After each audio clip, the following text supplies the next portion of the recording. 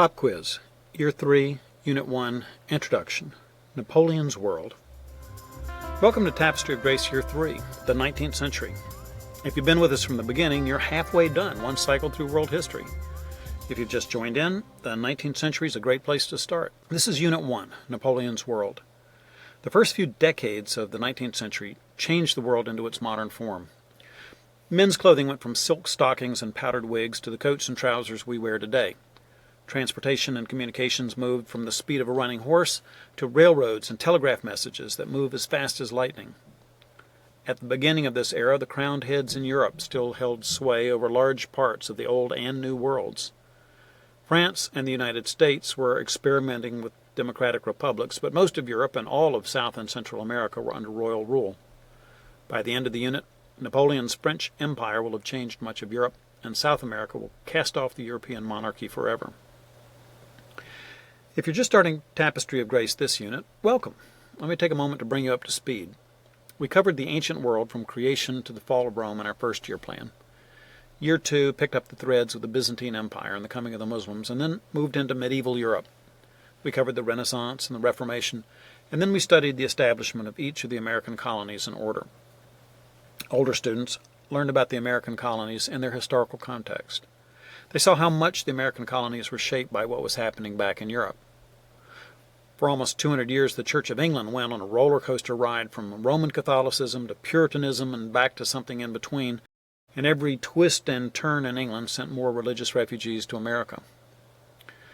Not everybody who uses tapestry is an American citizen, we know, but for those who are, our in-depth study of the American colonies was an opportunity to deepen our understanding of our heritage.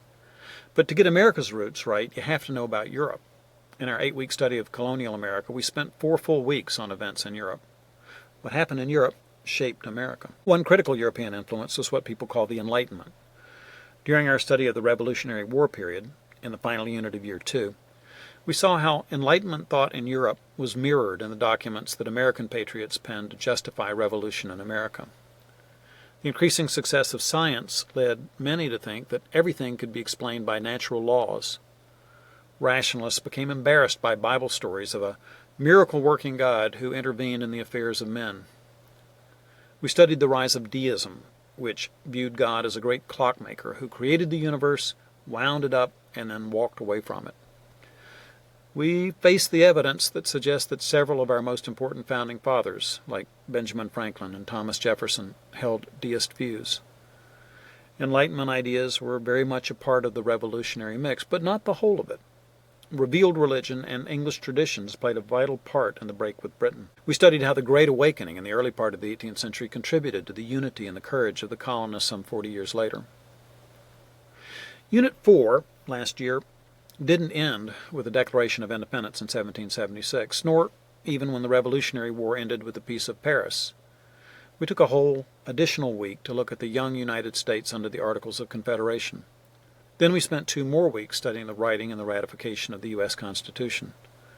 We ended the unit and the year with the administrations of George Washington and John Adams, the first 2 presidents to serve under this new Constitution. That gave us a chance to introduce another revolution on the other side of the Atlantic, the French Revolution, with its effect on the presidencies of Washington and Adams. We viewed from a distance the figure of a young general rising up through the ranks of revolutionary France, a man named Napoleon Bonaparte. Now, as we plunge into Year 3 in this first unit, we'll track the histories of 3 different geographic areas: Europe, North America, and South America. Our time frame is 1800 to 1825, and we'll study the administrations of 4 presidents, a brief review of John Adams, then Jefferson, Madison, and Monroe. Here's a quick week-by-week survey of what's coming up. For the first 2 weeks, we studied the career of Napoleon. In week 1, we start with a review of what we studied last year about his rise to power during the French Revolution, and then we move on to his exploits after he took over France. Week 3 surveys some key events that launched the Industrial Revolution in England and in America. Rhetoric students will also explore the industrialization of the European continent. Then we zero in on Thomas Jefferson's 2 terms in office in weeks 4 and 5. Week 4 centers on his first term, highlighting the Louisiana Purchase and the travels of Lewis and Clark. Week 5 picks up the thread of the Supreme Court under John Marshall and includes some major events from Jefferson's second term. Week 6 covers James Madison's presidency, focusing on the main event of his two-term tenure, the War of 1812. Older students will note two new emerging strains on American public life: sectionalism and nationalism. In Week 7, we start a 3-week survey of South America as we conclude our study of the Napoleonic Wars. Younger children will enjoy learning about the exotic animals and plants of South America. Older kids will learn about things still happening in Europe, the Congress of Vienna, and the so-called 100 Days, the name for Napoleon's escape from exile and his brief return to power, which ended with his defeat at Waterloo. In Week 8, most students are focused solely on South American geography and history. Upper grammar and rhetoric students are continuing their 3-week biographies of Simón Bolívar. Rhetoric students will keep one eye on the United States as they learn about plantation life in the Deep South. Week 9 ties together many of the threads that students followed in this unit. They'll learn about President James Monroe's 2 terms, which were called the Era of Good Feeling. Nationalism and sectionalism were both on display in this era of American history. They surged after the conclusion of the War of 1812. In his first term, President Monroe recognized the independence of the South American colonies in 1816, and his famous Monroe Doctrine in 1823 definitively indicated that the old order of things had changed. As he declared, the Western Hemisphere was off limits to any future European interference. If your family's part of a co-op, we have a memorable unit celebration to suggest. The Congress of Vienna was a great diplomatic event that shaped the overall framework of European diplomacy for 99 years.